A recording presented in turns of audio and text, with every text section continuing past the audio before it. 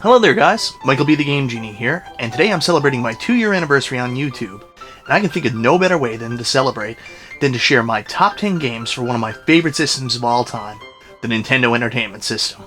Okay, time out. I know I covered my top 10 games for the Nintendo Entertainment System last year, but what I want to talk about today are the games that I never discovered until I was an adult and I was trying to complete my NES collection, the games I never knew about as a kid. So today I'm going to be sharing my Nintendo Entertainment System Top 10 Hidden Gems.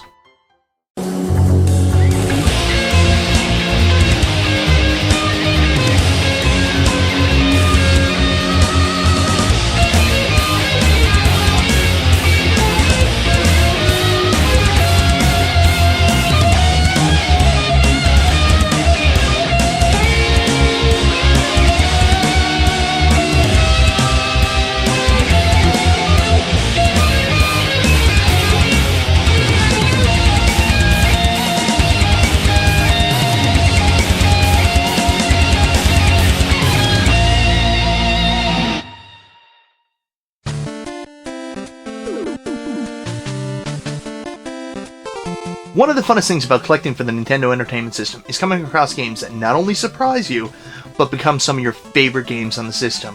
Today, I'm going to be sharing my top 10 games of this nature. I hope you enjoy. Number 10! Kickmaster.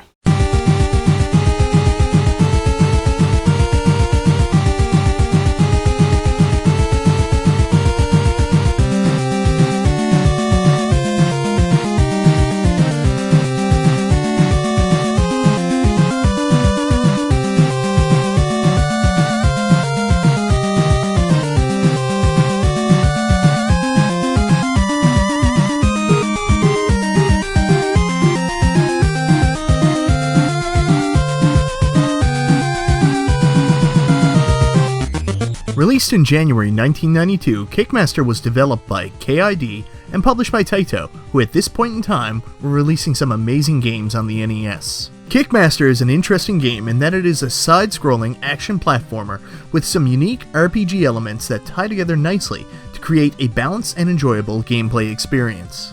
It also features great music that enhances the gameplay as well as graphics that are both impressive and interesting. What I mean by this specifically is that at times they rival the graphics and backgrounds of titles such as Castlevania 3, but in other instances they use color palettes that don't mesh well and are kinda ugly, but it makes the game stand out surprisingly. Kickmaster was definitely a very pleasant surprise for me on the system, so much so that I covered it in a full review. For more information, go check that out. I know, shameless plug. Number 9. Wampum!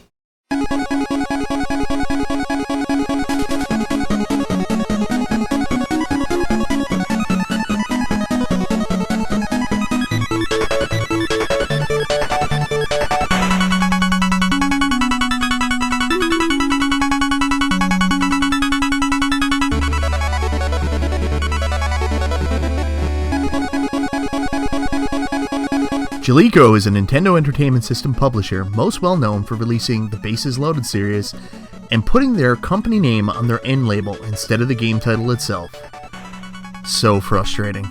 But what most people do not know is that Jaleco is responsible for publishing some of the funnest games on the system in the 1990s, and Wampum just so happens to be one of these games in my opinion. Wampum, of course, is an action platformer akin to other great games of the era like Little Samson. After the initial introductory stage, there are 6 stages that you can choose to play in whatever order you desire. Each of the stages revolve around elements such as wind, fire, let our powers combine. Earth, fire, Wind, water, heart. By your powers combined, I am Captain Planet! And after you complete each stage, you gain a new weapon similar to the Mega Man series. Wampum is truly a fun, well-designed game with great music that people still overlook today.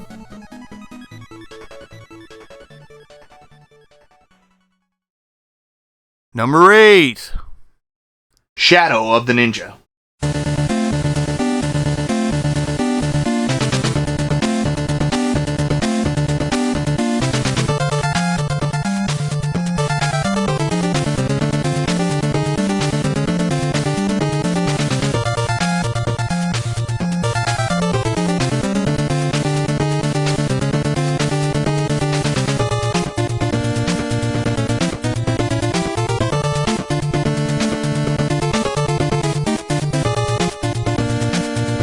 Who doesn't love games about ninjas? Especially when they are great side-scrolling action platformers. Shadow of the Ninja was released in 1990 and developed and published by Natsume, who are responsible for some of the most graphically impressive games on the NES. This is apparent immediately with the well-drawn characters, levels, and that rain effect looks amazing. Not only does this game have a superb presentation, but it is also incredible to play as well. The controls are tight and responsive, and it's truly a joy to control the male or female playable ninjas. The combat in the game depends on the weapon you possess and can be changed by picking up power-ups throughout the stage, but so far I prefer to stick with the power-up katana. This is a very new game for me as I have just picked it up, but with the short amount of time I have had with it, it definitely deserves to be on this list. Number 7. Metal Storm.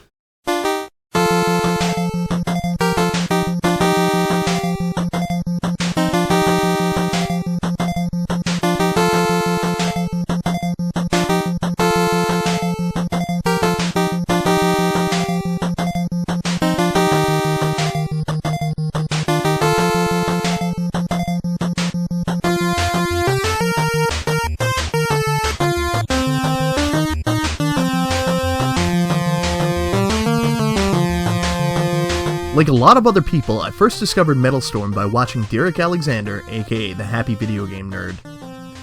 After seeing his review, I picked up a copy, thankfully before it got ridiculously expensive. Needless to say, I was not disappointed. Metal Storm is a fantastic side-scrolling action platformer that is most well known for having a very unique gameplay dynamic where you can shift gravity.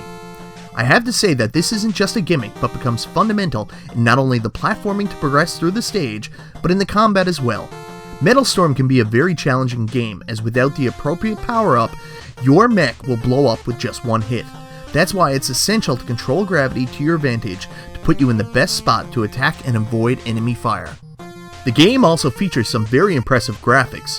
While the NES doesn't support parallax scrolling, the developers were able to fake the effect and create depth in the game. Truly one of the most unique and impressive games on the system. Number 6. Shatterhand.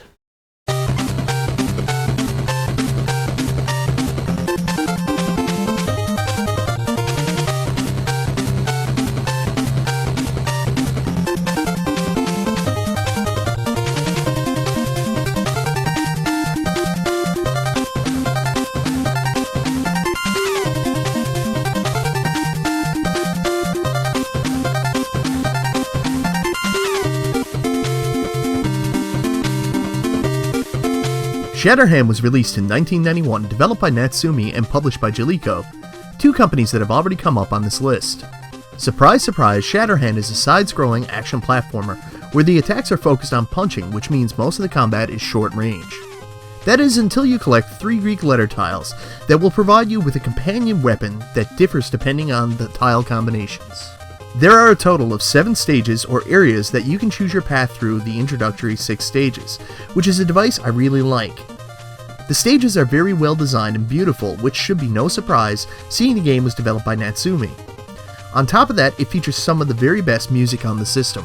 I won't lie to you, Shatterhand is difficult, but the game offers unlimited continues and a challenge that keeps you coming back for more.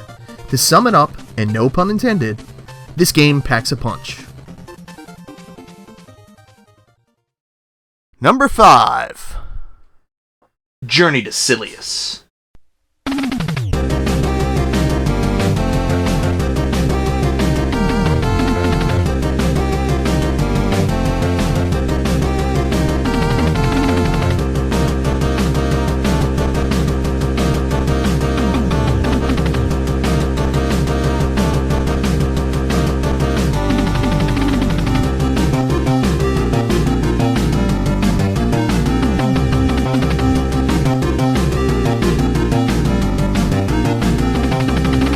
If there is one thing that Sunsoft is synonymous for on the NES, it's the unbelievable music in the games they published, and one of the very best examples is Journey to Silius. No fooling, I like the title song so much that I use a metal version for my GameGenie Reviews intro. On top of that, this is just a fantastic game considered to be a run-and-gun action platformer. One of the really interesting gameplay mechanics is the realistic nature of the platforming, specifically in regards to the jump mechanic.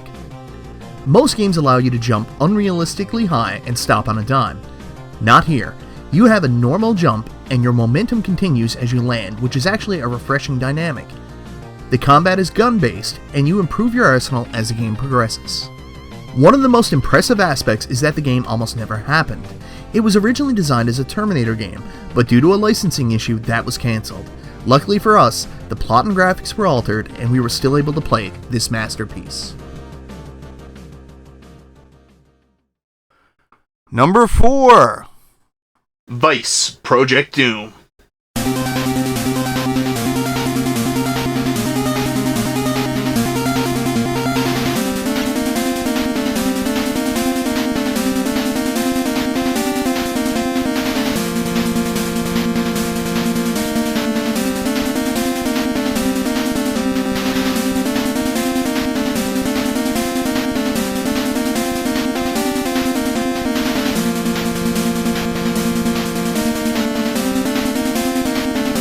I don't think there has ever been a game I was so initially indifferent on that quickly became one of my favorite games to play on the system. Vice Project Doom is what's known as a multi-platform game, and the initial stage is an at best decent top-down scrolling car shooter. With my expectations low, I went to the next stage, which was an amazing side-scrolling action platformer. What captivated me immediately was the cityscape in the background and the high attention to detail. The graphics just seemed to pop off the screen, which combined with the very solid gameplay completely enamored me to it. You have a variety of weapons to choose right off the bat, but I find myself sticking to the sword type weapon, which is actually a laser whip. Isn't that awesome? The third gameplay type is a first-person shooting format, where you control the cursor with the D-pad. I usually hate these stages, but I find the controls so good, I can't not enjoy it. Altogether, the gameplay modes mesh extremely well together and create one of the most unique and enjoyable experiences on the system. Number 3. Power Blade.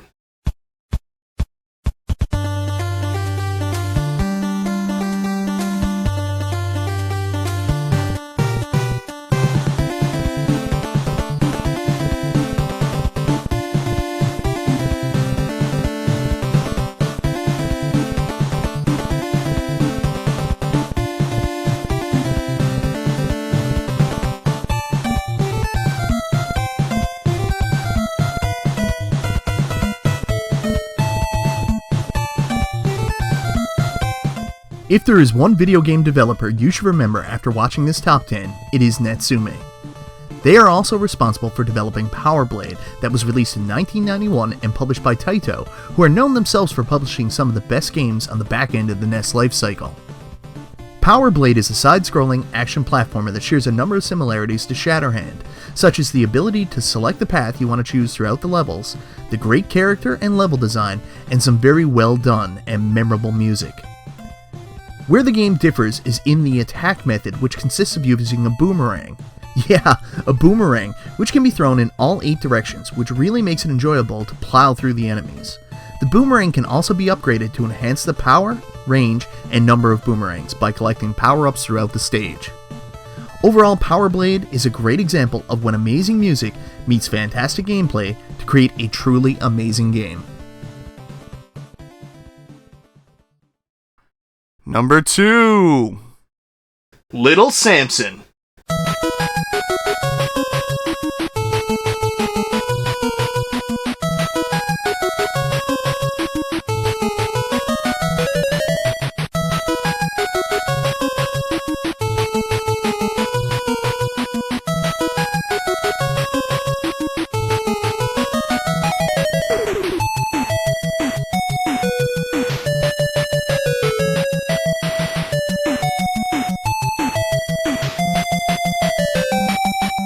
I almost did not want to put this game on this list, as too often value or rarity are confused with quality, but I couldn't leave it off.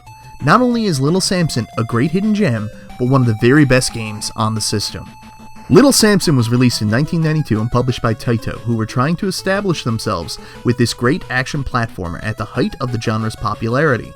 However, sales for this game fell below expectations, and it was relegated to obscurity. This is truly unfortunate, as it really is a special game everyone should enjoy. The gameplay is widely described as being similar to Mega Man, which it is, but so much more. In Little Samson, you actually play as a team of 4 characters that each have unique traits and abilities and are interchangeable throughout the levels. This creates a unique gameplay experience, as you will have to switch between characters to progress through the levels and defeat the bosses. Little Samson is a fantastic game that truly is as good as it is rare.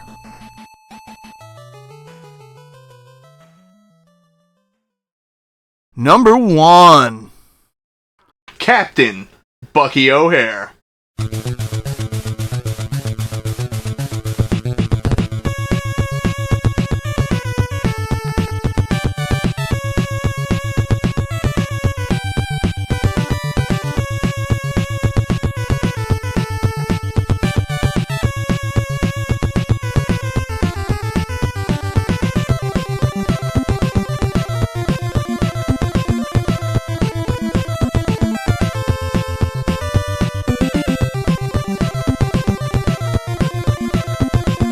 Before I say anything else, I love this game. I do find it extremely strange that it is a hidden gem, because not only was it a licensed game from a pretty popular franchise, it's also made by Konami, who are one of the most recognized and respected NES publishers. While I am not an expert in judging people's motives, but I can say I think this is a truly special game. Most people consider Bucky OHare to be Konami's answer to the Mega Man series, as it features similar gameplay and the ability to choose your path through the game's early levels. But this game is so much more than a Mega Man clone, featuring some of the most unique and challenging level design on the system. Not to mention, it also features some of the most amazing music on the NES, as Konami games are known for. To put it simply, Bucky OHare is single-handedly the most impressive and fun NES game I knew nothing about growing up. Now that I have discovered it, not only is it in my regular rotation, but one of my favorite games on the system. So guys, those are my top 10 hidden gems for the Nintendo Entertainment System. I'm sure there's a lot of you out there who have a different list than I do, and you know what? It'd be a pretty boring place if we all had the same opinion, so feel free to leave your list down in the comments below and tell me what 10 games you think are the absolute top 10 hidden gems on the Nintendo Entertainment System. Guys, I just want to take a quick minute to say thank you very much for following me, subscribing to my channel, commenting, liking the videos, everything you do. You've made this past 2 years a wonderful experience for me, and I'm so blessed and so happy to be here on YouTube, sharing my opinions on games, sharing my collection, and hey, just meeting everybody. Anyways guys, thank you very much. It's been a great 2 years, and looking forward to many more.